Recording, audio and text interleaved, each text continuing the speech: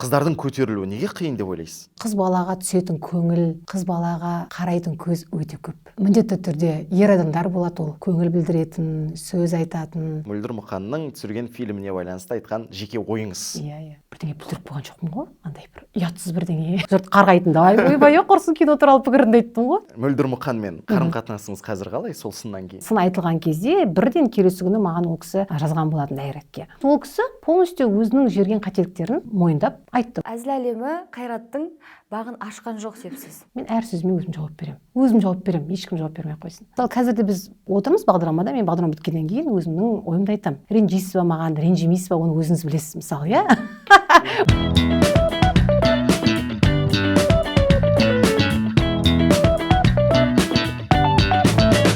Сәлем достар, бұл кездесу, студияда Жандәурен Мәди. Сұхбатымызды бастамас бұрын кездесу YouTube арнасына жазылып қойыңыздар, және жанымда әріптесім де бар, Наргиз Ибрагим. Баршаңызға сәлем, достар, қалайсыздар? Кездесудің бүгінгі шығарылымына қош келдіңіздер. Бүгін бізде қонақта мәдениет саласының үздігі әнші Бақыт Тұрман. Қош келдіңіз. Рахмет, қош көрдік. Көңіл күйіңіз қалай? Жақсы. Қалай жеттіңіз? Жақсы, жеңіл жеттім.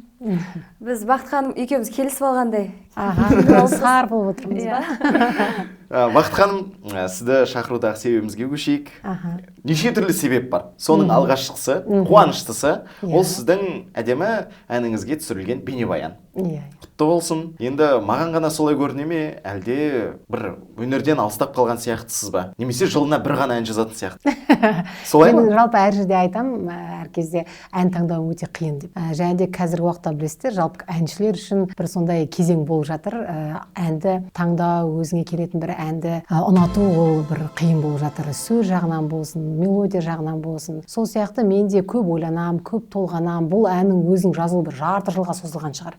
Өйткені білесіздер, ән тек әншіге ғана тәуелді емес. Бұл жерде ақын бар, сөз жазатын, одан кейін композитор бар, әуен шығаратын, одан кейін аранжировщик бар, оның барлығын өңдейтін, иә. Одан кейін дауысты жазамыз, оны өңдейміз тағы да. Оның барлығы уақыт алады. Сол сияқты мысалы бұл әннің жалпы шығуы қызық. Бұл бұрынғы советтік кездегі сияқты сөзге жазылған әнді. Мысалы білесіздер ғой, кейін кездері бізде мелодияға сөз шығаратын болды ғой ақындар, иә. Енді қазіргі уақытта содан шаршады композиторлар. Олар керісінше жоқ, бізге жақсы бір текст алып келіңізші, бізге кез келген мелодияны шығарып береміз деп. Сол сияқты мен осы Назерке Семей деген ақын қызымыздан осы өлеңді алған болатынмын, бірақ кішкене өлеңнің негізі тексті басқаша болған. Жеңілдеу бір сондай. Кейін осы сөзге әуенді жазған кезде бір жетіспей тұрды маған бір жаңағы мәтінде бір ойлар. Сосын бар қайтадан толықтырып ол сөзді, сонымен осындай қалай деп аталатын туынды шықты. Одан кейін енді біз қоймай жаңағыдай осы туынды бір күздің атмосферасын беретіндей сияқты көрінді. Содан кейін қарататты бір қазір уақытта клип түсіру деген ондай не емес, тренд емес. Клипті бұрындағыдай бір күрделі ондай видеолар түсірмейді қазір уақытта. Муд видео дейді ғой, сондай муд видео түсірейік та. Күз келіп тұр, жаңағыдай ешқандай бір локацияда керек емес. Алматыда не көп, парк көп. Осының өзіне барайық та, жаңағыдай әдемі киін, сол әннің көңіл күйін, атмосферасын жеткізетіндей бір муд видео түсірейік деп, сол муд видеомыз ғой біздің шыққанымыз. Ол арнайы осы Инстаграм парақшасына арналған негізі. Қайрат ағамыз жүрді, иә, ол жерде? Иә, ол жүрді, әрине. Инстаграмдан көрдіңдер ғой қалай жүрген. Жапырақ шаш айықпесе, жапырақ шашып, ойбай, ана жерде комедия.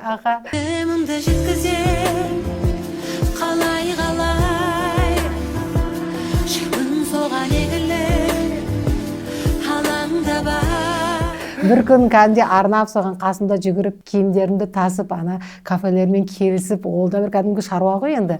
Бірақ енді оның жанашырлығы солай көрінеді енді. Өнерде негізі жолдасыңның қолдауы өте маңызды. Әрине. Иә, Бақыт ханым, сіз бір сұхбатыңызда жолдасымның қолдауы болмаса, шоу-бизнеске келмеуші едім деп айтқан екенсіз. Қайрат ағамыз қандай қолдау көрсетті? Білуге бола ма? Енді қолдау дегенде ең біріншіден бұл сенімділік қой. Саған деген өнер адамы ретінде саған сенеді.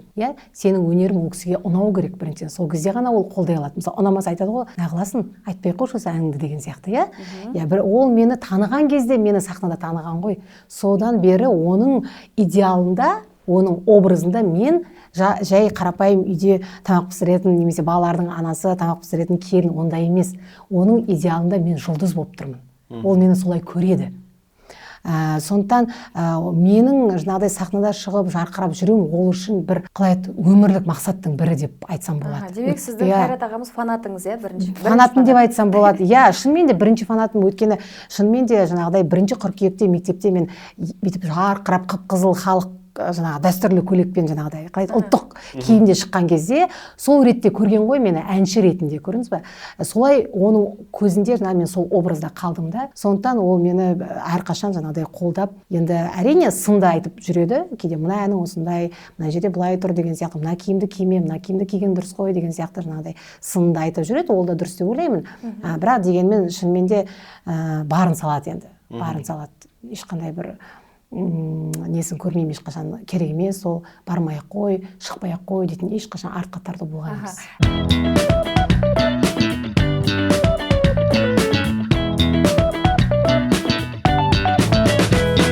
Бақыт ханым, мынау өнерде қыздардың көтерілуі жігіттерге қарағанда қиынырақ деп жатыр. Дұрыс, иә, қиын шын. Жалпы мынау қыздардың көтерілуі неге қиын деп ойлайсыз? Сіз қалай ойлайсыз? Керісінше сұрақ па? Қиын, қалай деп айтсам болады, енді былай айтсам кішкене қаттырақ тиеді, қаттырақ тиіп қалуы мүмкін, қаттырақ естіп қалуы мүмкін, бірақ қыз бала болғаннан кейін бізде ұлттық менталитет бар ғой, білесіздер, иә? Жаңағыдай бізде қатты ашық-шашық киіну, өзін бір дөрекі көрсету, ондай негізі құпталмайды біздің мәдениетте, қазақтың мәдениетінде. Бірақ дегенмен қыз бала болғаннан кейін білесіз бе, қыз балаға түсетін көңіл, қыз балаға қарайтын көз өте көп, негізі шыны керек. Шындық бар, ол сен басың бос емес, оған да қармайды кейде.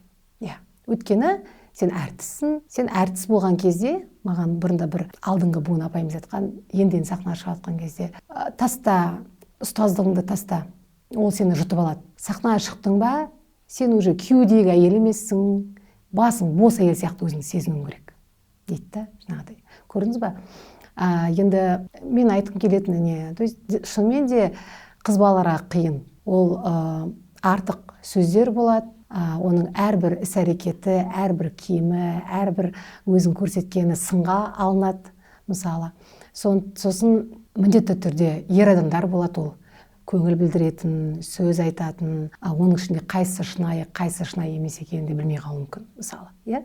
Сосын барып, бір керде бір нәрселер болады, ондай кезде қалай жеңіл нәрсе арқылы қыз баланы көрсету сахнада. Сондайға да құштар кездер болады, мысалы. Сондықтан бұл жерде екі ой болады да, жаңағыдай. Қандай кейіпте сен шыққың келеді бұл сахнаға?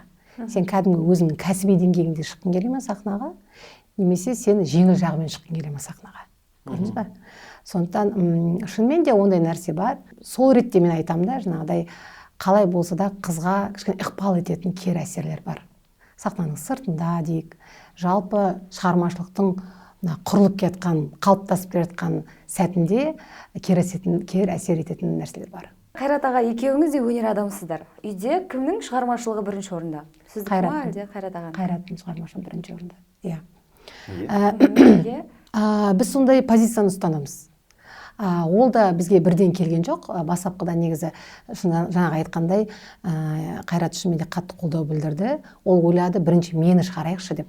Сен ән жаз, сен шық, сен концерттерге қатыс деп жүрген кезде жаңағыдай бір уақыт, бір сондай момент болды. Бар ондай қазір ойнайды ғой, карталар ойнайды ғой қазір әйелдер, иә. Бір сондай ойынға бардық. Енді достарымыз шақырды, сол ойынға барған кезде трансформациялық ойын дейді ғой. Білмеймін, маған сол мысалы белгі болып көрінді. Көп адамдар үшін ол бір ақымақтық сияқты болып көруі мүмкін, мысалы. Бірақ мен сенемін, мысалы да, кейбір кездерде бір дәл айтатын кездер болады. Соған барған кезде, жаңа Қайраттың картаны аша берген кезде әйел шыға береді да. Әйел басында жұлдызы бар, королева әйел шығады да. Сосын мен айттым, мен дедім да, сенің өмірінде қайта-қайта шығып тұрған. Көрдің бе, сенің фокусың барлығы менде. Мен сол есімде қалды, сол кезде айттым. Сен мені мына фокусыңды бұрып, қазір өзіңді ойлауың керексің. Осы жерде тоқтатайық қазір. Сен өзіңнің ойыңды өзгерт. Мені шығарам деп талпынба. Сен өзіңді жақсы көр, өзіңді шығаруға талпын кейін деп. Сөйтіп айтқан болатын. Шынымен де сол моменттен бастап мен өзім кішкене артқа кері тарта бастадым. үйге қарап, өзімнің ұстаздығымдан көбірек сағаттар алып, ұстаздығыма қарай бұрылып, бет бұрып жеткен кезде шынымен де қайратта кәдімгідей мүмкіндіктер туа бастады. Көрдіңіз бе, адамның фокусы қандай не береді, нәтиже береді. Соны мен ойлаймын, қазір уақытта содан кейін жаңағыдай біз Қайраттың шығармашылығында кәдімгідей бір өзгерістер болып, алға қарай бір ұмтылу болып, жоспарлар пайда болып, жаңағыдай проекттер, кинолар, шынымен де сол кезде бір кәдімгідей қарбалас, әлі күнге дейін біз соған мән береміз.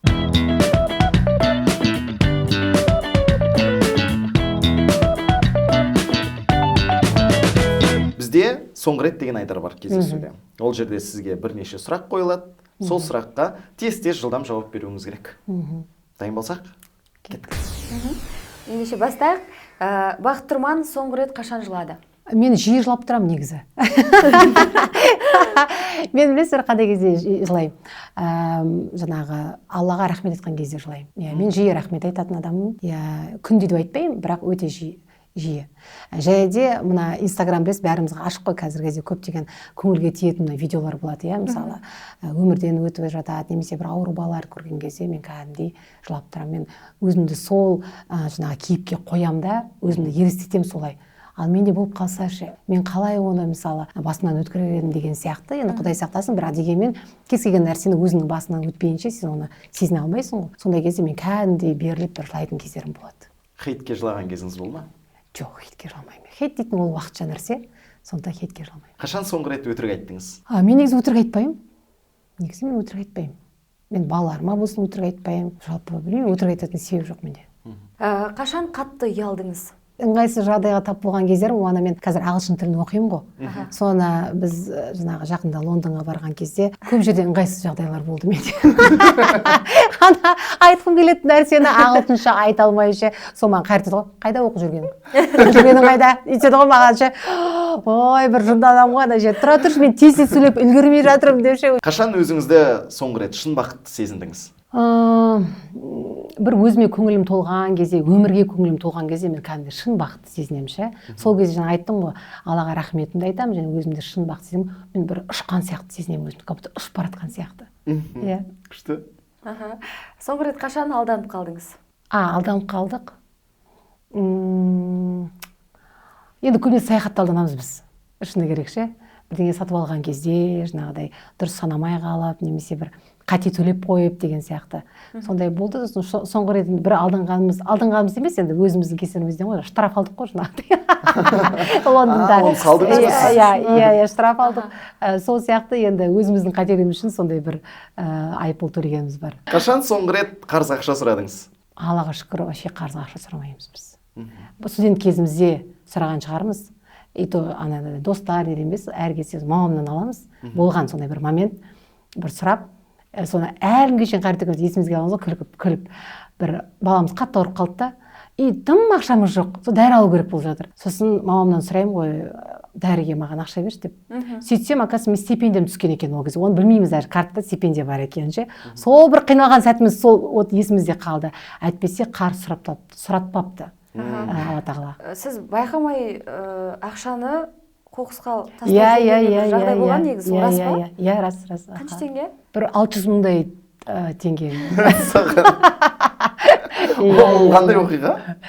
Көшкен кезде ғой, көшкен кезде біз өзіміздің қызық нелеріміз бар, бізге көрімдіктер береді ғой, мысалы біреу деп көрімдік береді, ақша салады жаңағыдай, иә. Оның ішінде, кстати, Баян Алагөзованың бір берген евросы бар еді, есімде бір той басқарған кезде берген ғой Қайратқа 50 евросы. Сол да болған, бір көрімдіктер, доллар, теңге, сондай болады да, соны бір қозғамай бір коробка жата береді, салып қоямын жаңағыдай. Сөйтіп көшетін кезде постоянно бір коробкада тұратын нәрсе, соны көшеге жақын қалған кезде Қайрат алғанда басқа бір очкидің коробкасына салып қойған ғой. Бұл ол да болады сондай Қайратта ше бір. Аяқ астына сеп қалатын ше бір. Мен оны білмеймін. Ол салып қойған. Деп ана коробкаларын білемін, осы жерде пустой коробкалар көп деп алып бәрін лақтырып жаңағыдай есік аузын шығарып тастаған ғой бүйтіп. Ол ақша туралы мүлдем ұмытып кеткен ғой мен. Кейін барып осы сол ақша қайда еді деген кезде уже көшкеннен кейін 2-3 күннен кейін барып. Ол воскресенье күні болатын как раз. Мен көшкеннен кейін келесі хозяинға сондаймын ғой. Мусорды не істедіңіз? Ол айтады хозяин, мен өзім лақтырамын, жүре беріңіз дейді ғой. Сосын жарайды деп сап кетемін ғой, салдым мынадай коробкаларды. Кейін звондаймын ғой, сіз қайда жібердіңіз ана коробкаларды лақтырдыңыз ба? әлі ақ тастадың сол күні сразу дейді да. Ойбай, все, қазір мен барып көрейін дейді коробкаларды. Барса жоқ уже коробкалар. Өйткені понедельник күні алып кетеді ғой мусор таңертең. Сол бірақ бізге айтты, қарады айтты. Ой, бір қиналып жүрген адамға бұйырса екен сол ақша деп ше. Біреуге бұйырды ғой енді. Соңғы рет Айдарының соңғы сұрағы, Бақыт Тұрман қашан соңғы рет ашуланды? Ашуланды, кеше ғана ашуланды мына қызыма. Біз ана қазақ тілімен бізде проблема ғой. Сол қазақ тілінде әдебиеттен тақпақ беріпті да, соны жаттай алмай. Соған ашуланғаным бар. Ашуланам. Сонда қазақша сөйлемейді иә үйде балалар? Жоқ, қазақша былай сөйлейді, шорқақтау кішкене енді. Бірақ қазақ тілі мектебінде оқимыз, қазақша балабақшаға барамыз, бірақ сол кішкене жаттауымыз, тез сөйлеп кетуіміз қиындау. Әсіресе жаттау әдебиет сабағынан. Бірақ қазір енді жақсарып келе жатыр. Соны кеше ұрысқан ғой, сен неге түнге дейін жүресің, неге сен күндіз соны жаттамайсың, неге күндіз немесе ұйықтап ал, немесе сен жаттап ал деген сияқты. Түнде бір ашуланғаным бар. Ол қыздарыңыздың қызығына тоймай жүре беріңіз. Осымен соңғы рет Айдара аяқталды.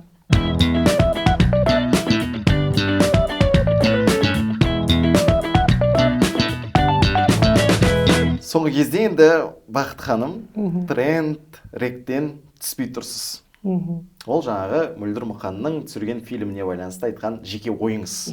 Сізді халық түсінбей қалған сияқты. Солай деп ойлайсыз ба? Мүмкін. Мен де солай деп ойлаймын. Иә, шынымен де мен түсінгенім, бізде халық өз ойын білдіруге жалпы рұқсат етпейді екен. Және де ұрсысып қалады екенсің кәдімгідей ше, өзің ойың білдірген үшін. Ол жерде бір момент менің ол киноға ең бірінші болып баруым. Яғни шақыртып алдым, жабық көрсетілімге бардым ғой. Сол ретте халыққа кішкене түсініксіздеу болып қалды да ол. Неге сен ең бірінші болып шығып оны айттың дегендей. Өйткені мен ең бірінші болып бардым ол киноға, көрдіңіз ба? Ал мен оны бүгін емес ертең айтайыншы, или келесі күн бір айтайын уақыт тауып деген жоқпын. Мен әрдайым кез келген киноға барған кезде, міне кинодан шыға сала, ой, бір киноны көрдім, осындай болды, осындай ұнады, осындай ұнаған жоқ, мен әрдайым айтамын. Оны білетіндер білет, білмейтіндерге ол кәдімгідей сіз не қылып айттыңыз деген сияқты болып жатыр да. Жалпы мен өзім кез келген жерде анализбен жүретін адаммын. Мысалы, қазірде біз отырмыз бағдарламада, мен бағдарлама біткеннен кейін өзімнің ойымды айтамын. Ренжисіз ба маған, ренжімейсіз ба, оны өзіңіз білесіз, мысалы, иә? Өйткені менде, мысалы, қалай маған әсер етті бұл бағдарлама? Иә? Міндетті түрде әсер етеді ғой, мысалы. Сіз де айтуыңыз мүмкін, бүгін сұхбат болды, Бақыт Тұрман тіпті ұнаған жоқ маған. Иә, ашылмады, немесе аузың келген айтты деген сияқты. Мысалы, сол сияқты, иә? Немен айтуым мүмкін, маған сұрақтар ұнады, бүгін маған қызықты болды жауап беруге, иә? Сол сияқты мен де кинодан шыға сала, кино туралы өзімнің ойымды білдірдім. Ол жерде, білесің, мен әрдайым айтамын, жаңағы кішкене түсінігі бар адам жаман, жақсы деп айтуға болмайды. Неге ұнаған жоқ? Ұнады, ұнамады деп айтуға болады.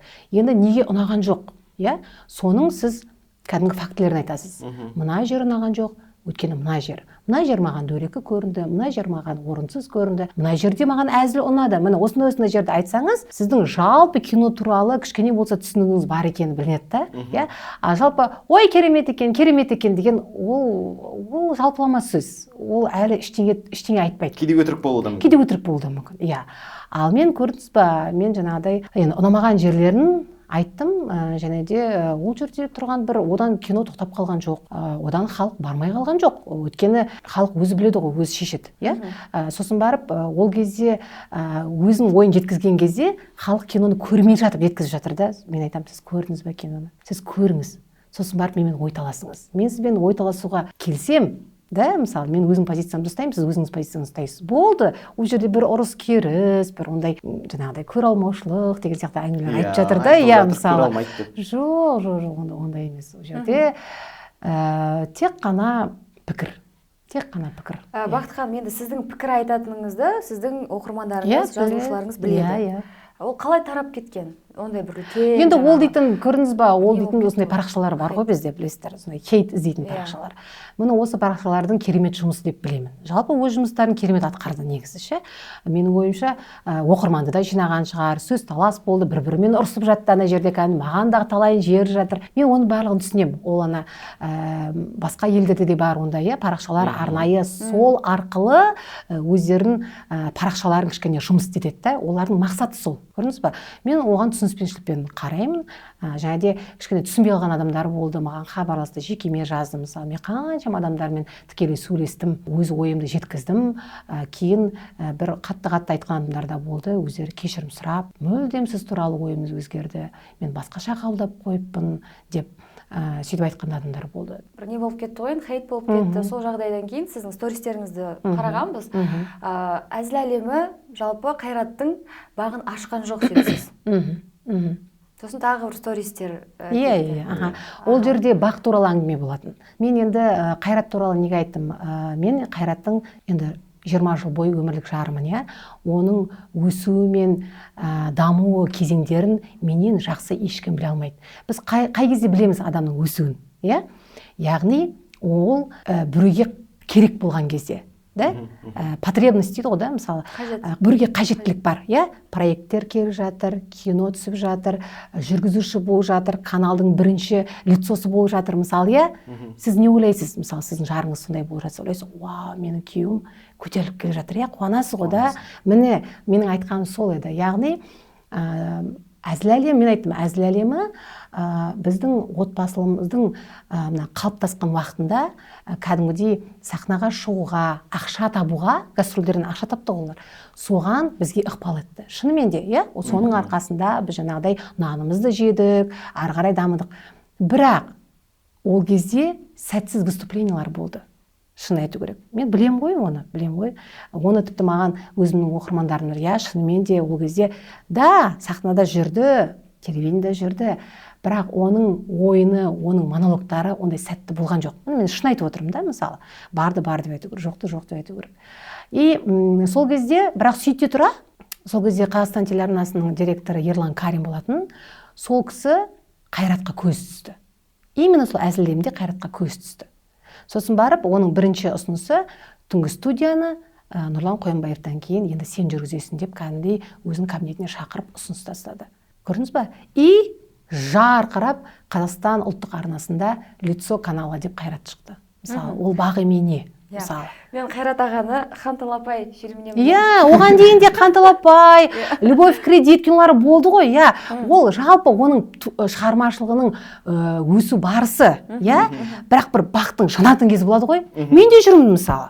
Мен уже неше жыл жүрмін. Кім біледі мен неше жыл жүргенімді өнерде? Ешкім білмейді. Иә? Өйткені хитім жоқ деп айтады, әндері ұнамайды деп айтады. Мысалы, мен оған өкінбеймін. Мен келе жатырмын.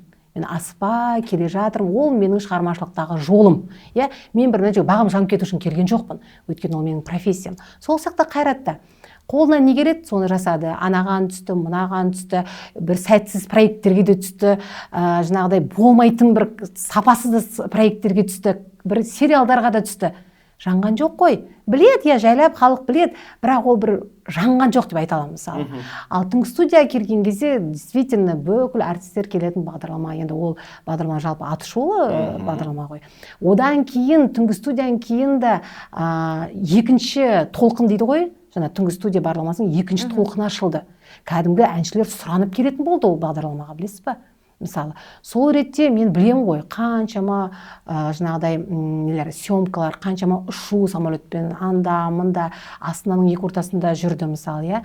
Одан кейін кәдімгідей күрделі кинолар басталды, проекттер басталды. Міне, осы кезден басталды оның аты шынымен де бөлек, индивидуальный как артист ретінде, әзіл әлемі құрамында емес. Жеке артист ретінде оның аты шығып бастады. Мен сол ретте айтқан болатын. Сондықтан кім білет оның жарықтау шағын мендей. Қайрат ағамыз, дәл осы сіз пікірді айтасыз. Иә. Енді сіздің оқырмандарыңыз біледі ғой, сіз әрбір жоба сайын міндетті түрде пікіріңізді айтасыз. Ол біреуге ұнайды, біреуге ұнамайды, біреу хейтке ұшырайды деген сияқты. Қайрат аға дәл осы шуды көрді, видеоңызды көріп, білгеннен кейін не деді сізге? Не деді болғанда кішкене уайымдады ол мен үшін. Ол менен қарағанда қатты уайымдады кәдімгі. Мен сосын ойладым, сен дейтін кәдімгідей мынадай шуға қатты реакция береді екенсің деп.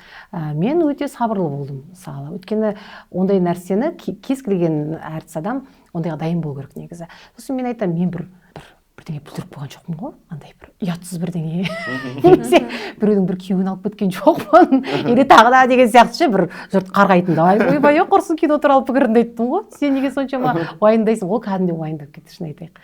Иә, бірақ сосын барып сенде нормально ма деп маған қайта сондай өтіп вообще нормально, сен дым да уайымдама деп ше оған айтып қоямын ғой. Сондықтан мен дейтін айтамын ғой, мен ментальный детокс дейді ғой, менталдық детокс деген бар да, мен соны өткен адаммын.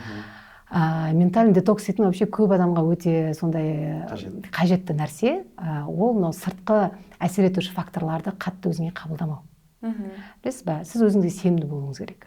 Біріншіден, мен әрдайым айтамын, мен ойланбай сөйлемеймін. Егер айтсам, мен айтамын, мен айтқан сөзім атқан оқтай. Мен әр сөзіме өзім жауап беремін. Өзім жауап беремін, ешкім жауап бермей қойсын.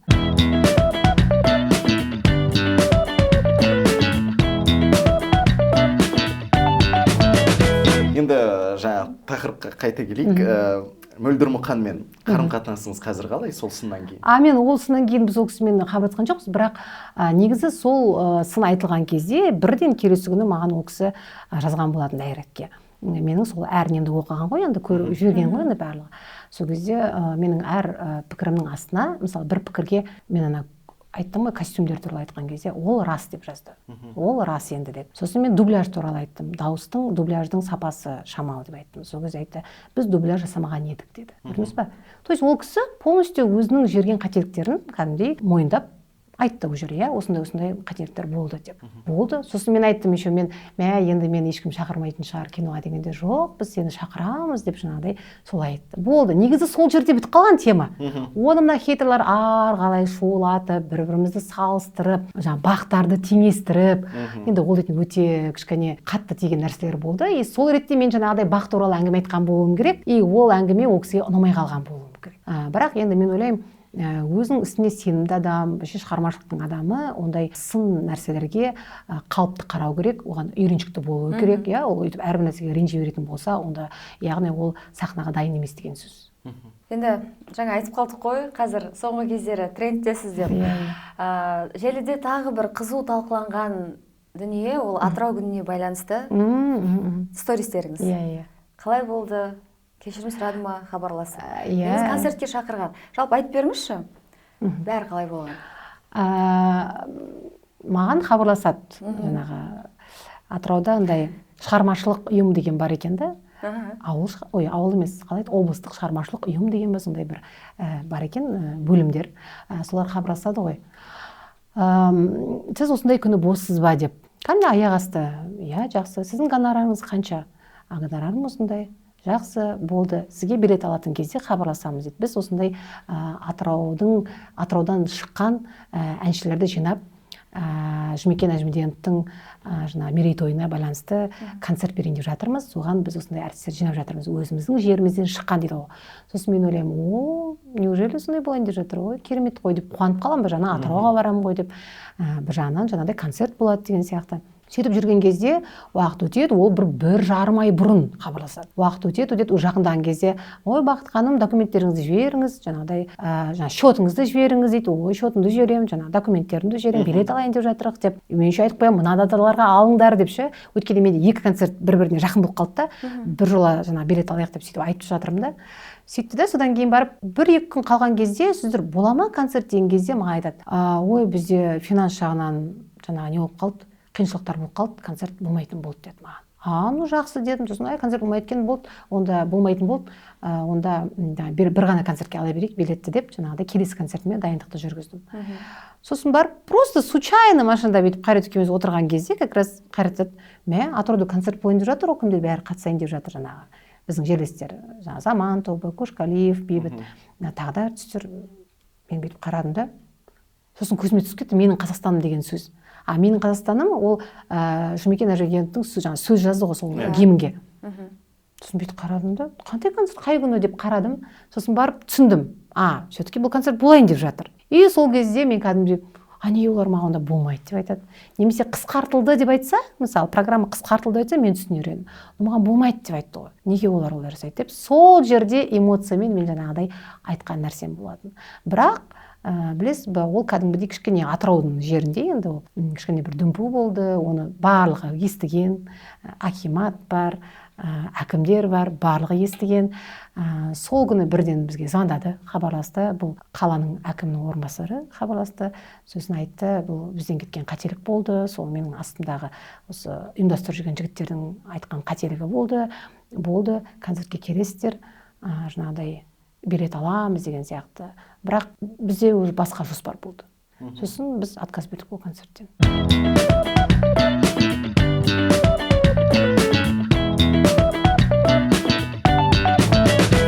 Енді кино тақырыбына келейікші. Жолдасыңыз кинода жүр, иә? Бақыт Тұрман алдағы уақытта кино түсіру мүмкін бе? Әлде өз түсуі? Жоқ. Кино түсіру мүмкін емес, ол дейтін, ондай нәрсе болмайды. Тіпті қазірдің уақытында, мысалы, мен Қайратқа айтамын, нағыласын. Ол да кейде түсіргісі келетін, мен айтамын, нағыласын, оны түсіріп. Сен лучше актер болып, гонорарыңды алып, рахаттанып жүрмейміз бе деп ше. Ол білесіз бе, кино түсіру оңай нәрсе емес негізі. Ол біріншіден өте үлкен қаражат, бірақ қаражаттан бұрын оны ұйымдастыру білу және сапалы жұмысшыларды, сапалы команданы жинау өте қиын нәрсе. Сосын ол дейтін не ғой, риск қой. Білесіз бе, сіз ақшаңыздан кәдімгідей ұтылып қалуыңыз мүмкін. Мен ұтылғым келмейді. Жалпы өмірде ұтылғым келмейді мен. Сол ретте кино маған не тұрыпты. Жақсы. Ендеше өмірде мүлде ұтылмаңыз. Кездесуді әрі қарай жалғастырамыз. Бақыт ханым, енді жеке өміріңізге көшсек, Қайрат аға сізге 3 рет ұсыныс жасап, сіз 3 рет бас тартып, одан кейін 4-шісінде ғана келіскен екенсіз. Қайда ұсыныс тастап? Сізге ұсыныс жасаған. Жоға. 3 рет кім айтты 3 рет деп? Жоға. Бізге бізде ондай үйленуге ұсыныс деген ондай болған жоқ бізде. Ондай болған жоқ. Біз кездескен кезде, жаңағыдай бала кезімізде ғой, сол кезде бір алдыма келгені бар, жаңағыдай біз кәдімгі айттым ғой, 3 күн жүріп деп айтыңыз. Біздің 3 күн жүргеніміз бар, романтикалық. Иә, сондай бір жүрет деп айтады ғой бұрынғы кезде. Болды. Сонымен біздің қалай бір қыз бен жігіт болып жүргеніміз сол кезде аяқталған болатын 3 күн. Енді менің қалауым сол болды да.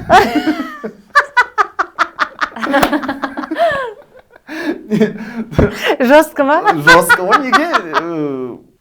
Просто надоелым шығар жүрді да. Шаққың келе ма?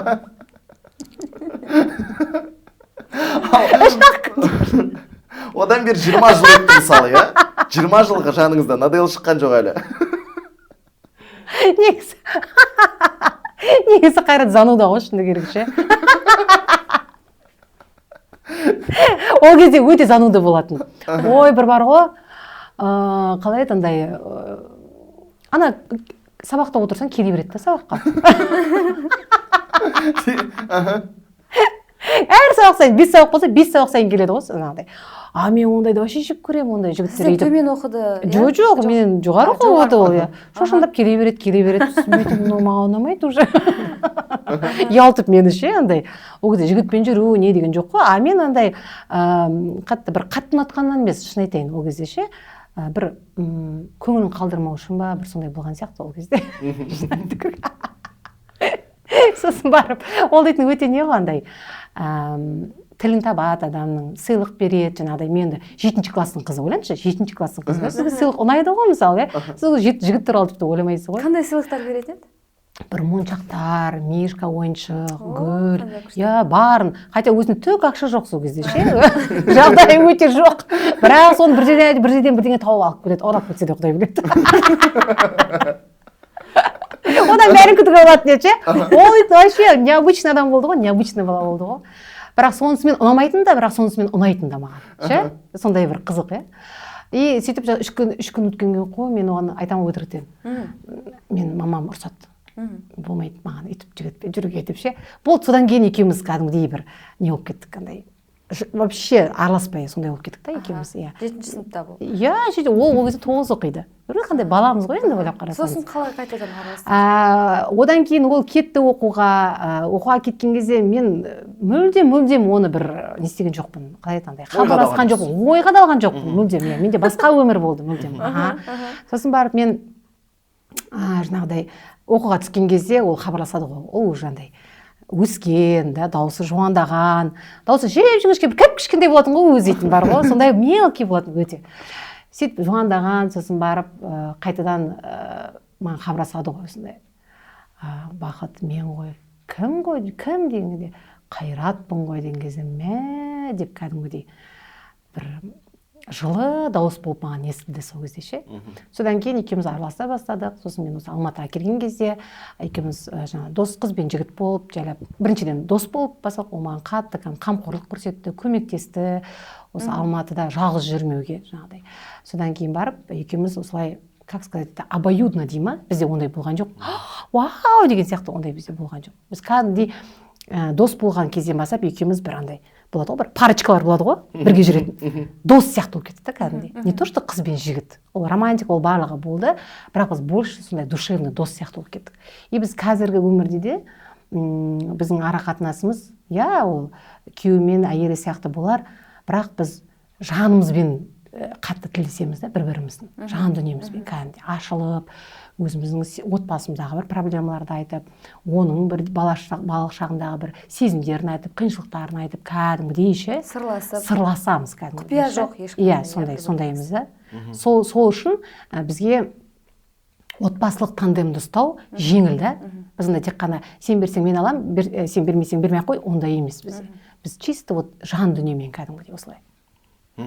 Енді Инстаграм парақшаңызға жазған екенсіз. Өнер адамының әйелі болу, оның үстіне жүргізуші болса, тойға барғанда қиын деп. Тіпті жалғыз отырасың, вальс билей де алмайсың деп. Тағы қандай қиындықтары бар өнер адамның келіншек жары болу? Қиындықтар болғанда енді мен енді вахтовиктерге қарағанда жақсы. Жарты өмірін вахтада өткізетін, сосын бірақ дегенмен енді білесіз ғой, енді соблазн көп қой бізде өнерде, ер адамдарға соблазн көп, оны енді айту керек. Бірақ сол ретте де соның барын қадағалау, мысалы, соған көңіл бөлмеу, сол үшін өзіңді қызықты қылып ұстау, енді өзің шынымен де ер адамға қызық болып қалсаң, оның көңілі басқа кетіп қалуы мүмкін ғой. Мысалы, шынымен де солай ғой. Сондықтан оны қызықтыра білу, оны отбасыға бүйтіп ұйыта білу, да? Енді оның барлығы бір сәттер да сондай бір. Бұл жерде тек қана менің ғана іс-әрекетімнен болып жатқан нәрсе деп айта алмаймын. Ол жерде оның болмысына да байланысты. Отбасын бағалау деген сияқты. Қалай болса да отбасын сағына үйге жүгіріп келу, мысалы, үйден шыққысы келмеу кейде, мысалы, да, соның барлығы. Керісінше кейде ер адамдар үйден кетіп қалғысы келіп, жолдастарымен отырғысы келіп, сөйтіп жатады ғой, тартынып жүреді ғой, кейін кері тартынып жүреді ғой.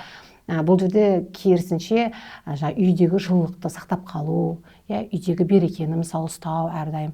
Осының барлығы біздегі бір сол ішкі жан дүниеміздегі тандем болғаннан кейін бізде сыртқы факторлар көп әсер ете бермейді бізге.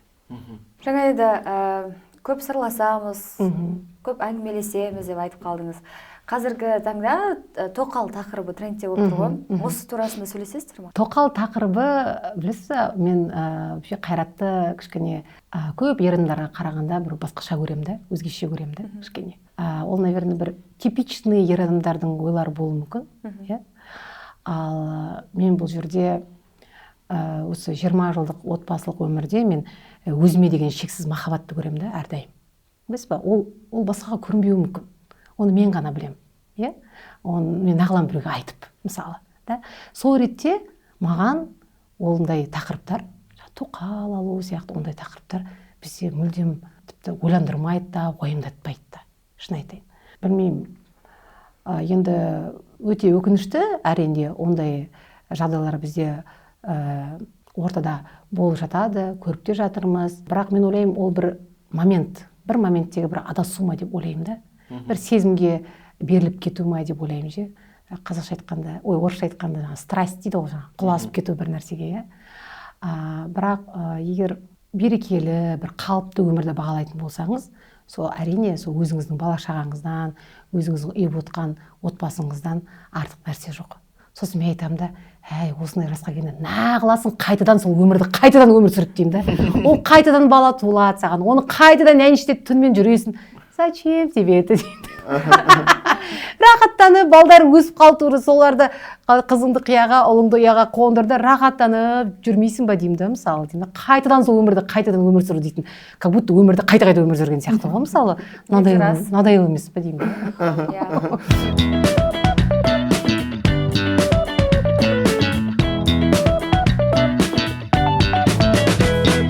Қайрат ағамызды бәрі сондай бір көңілді, иә, елдің бәрін күлдіріп жүретін, сондай бір жеңіл адам ретінде көреді. Үйде қандай ол кісі? Және сіз қандайсыз? Қайрат негізі былай әзіл дегенмен үйде, енді үйде де әзілі бар, бірақ ол глубокий адам, терең адам негізі. Оның кейбір пайымдаулары, өмірді түсінулері маған ұнайды. Кейде бір сондай өзінің жасына сай емес нәрселер кейде. Мысалы, оның жасында кейбір жігіттер мысалы басқаша бір ойларды айтуы мүмкін да. Ол мысалы кәдімгідей үлкен кісілер кейде мен айтамын, сен бір шалдар ұқсап ше деп. Бір сондай жеңіл ойласайшы өмірді деп кейде сөйтіп айтатыным бар. Бірақ мүмкін екеуміз содан шығар, жаңағыдай бір-бірімізді сеземіз. Мен де өмірді терең түсінетін адаммын негізі. Ондай қатты жеңіл нәрселерге беріле бермеймін. Бірақ дегенмен балансты ұстауға тырысамын. Өйткені қатты бір тереңдетіп, бір мұңдатып кетіп қалатын болсаң, ол өзіңе де ауыр тиеді да. Мысалы, сосын айналаңдағы адамдарға да сен кішкене атмосфераны бұзып отырасың. Сол ретте мен енді күлетін жерде жаңағыдай жарқырап күліп, ойланатын жерде терең ойланғанды мен өзім ұнатамын. Бізде TikTok тренд деген айдар бар. Сізге қазір бір ситуацияларды айтамыз, бірақ сіз сол норм ба, сізге стрём ба, соны жауап беруіңіз керек. Давайте. Жігітпен мейрамханаға барғанда шотты бөліп төлеу. Норм, әлде стрём? Стрём. Біреу сыйлаған гүлді сатып жіберу. Стрём. Трендте болу үшін хайп жасау. Стрём. Өзіңнен жасы кіші жігітке тұрмысқа шығу. Смотря қанша жас. Қанша жасқа дейін норм? 3-4 жасқа дейін. 3-4 жасқа дейін, жақсы. Сүйіктіңнің телефонын тексеру. Норм. Басқа бір әншімен бірдей көйлек киіп келу концептке. Стрём. Жігітке сезіміңді бірінші болып білдіру. Негізі менің қағидамда стрём. Автордың рұқсатынсыз әнін айту. Енді ол заңға қайшы. Негізі былай норм, бірақ ол заңға қайшы. Әйелі күйеуінен көп ақша тапса? Мен үшін стрём. Жақсы. Ата енемен тұру. Норм. Осымен TikTok тренд айдары аяқталды.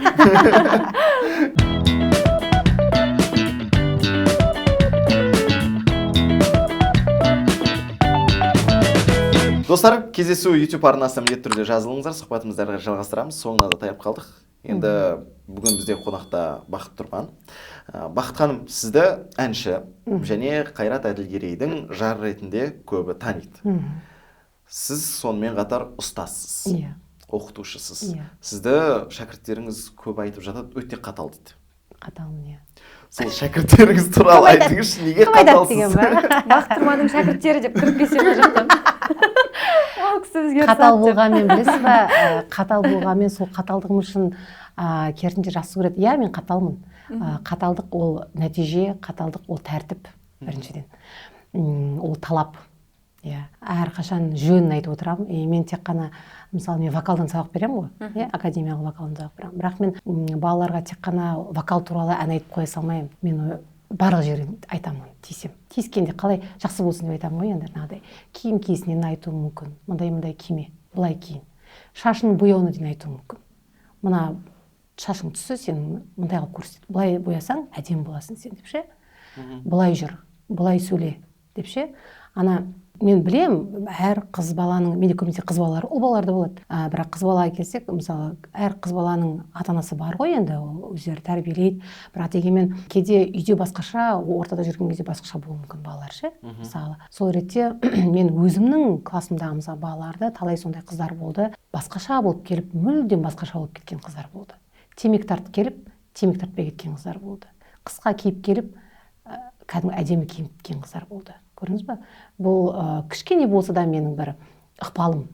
Осы жастардың жалпы дұрыс қалыптасуына, ойларының түзелуіне, мысалы ше. Сол сияқты мен олардың жалпы тәрбиесіне, сосын кейде шығармашылықтың адамдары болғаннан кейін оларда стрессқа түсіп жатады. Кейде ше, өз-өздеріне көңіл толмай, күйзеліске түседі, өлең айтқысы келмей қалатын кездер болады, кейде жылайтын кездер болады. Сол кезде кішкене мотивация бересің. Кейде үй ішімен сыйыспай қалатын, немесе құрбылармен сыйыспай қалатын кездер болады. Сол кезде кішкене мотивация бересің. Былай істе, былай ойлама. Мынаны өткіз жер. мынаған көңіл бөлме деген сияқты. Или керісінше қараш қандай анаң сені қандай әдемі қылып сені туған деп анасына деген көзқарасын өзгертесің да. Сондай сияқты көп психологиялық мысалы нелер болады, жұмыс бізде өтеді. Оған қоса педагогикалық жұмыс, енді ол вокал болса, мен өте қатты мұғаліммін, жылатуға дейін апарамын студенттерді, білесіз бе? Бірақ жылатқанның нәтижесі өте жақсы. Қойыңызшы. Иә. Каждый жылап шыққан бала менің классымнан кейін керемет нәтиже көрсетеді. Енді бізде соңғы сұрақ, сіз өзіңіздің өміріңізді, жалпы Бақыт Тұрман өзін 10 жылдан кейін қалай елестетеді? Так, 10 жылдан кейін мен бүрсі әже болуым керек уже деген ба? Мен әже болуым керекпін, қалпым кішкене енді қартайғандай болуым керекпін, енді бірақ осы қалыпта болуым керекпін бұйырса. Тағы да не, көп жер көрген, өзімнің жұмысында белгілі бір жетістіктерге жеткен, белгілі бір статусым бар, мүмкін бір марапаттарым бар, кәдімгідей қалыптасқан ханым болуым керек. Болды, осындай. Көп рахмет. Бізде соңғы Айдар кездесуде. Ашық микрофон. Қазір сізге микрофон берді деп елестетейік. Сол микрофон арқылы камераға қарап тұрып, кез келген адамға айта алмай жүрген дүниені айтсаңыз болады, немесе айтқыңыз келетін сөздерді. Давайте балаларыма айтайын. 10 жылдан кейін да, как будто да. Құрметті менің балаларым, мен біріншіден сіздерді қатты жақсы көретінімді айтқым келеді. Екіншіден, әкелерің екеуміз сіздердің болашақтарыңыз үшін қажетті білімді, қажетті тәрбиені бердік. Енді болашақ өздерің қолдарыңда. Бір Аллаға сеніп, әрқашан қозғалыста болыңыздар, дамуда болыңыздар, саяхаттаңыздар, көп оқыңыздар, көп таныңыздар. Мен сендерге сенемін. Көп рахмет. Бүгін бізде кездесуде қонақта болған мәдениет саласының үздігі әнші Бақыт Тұрман. Шығармашылық табыс. Рахмет. Керемет сұхбат болды. Рахмет сізге. Енді біз кездесудің көрермендерімен қоштасамыз, Жандәурен. Аман сау болыңыздар. Кездесуде кездескенше.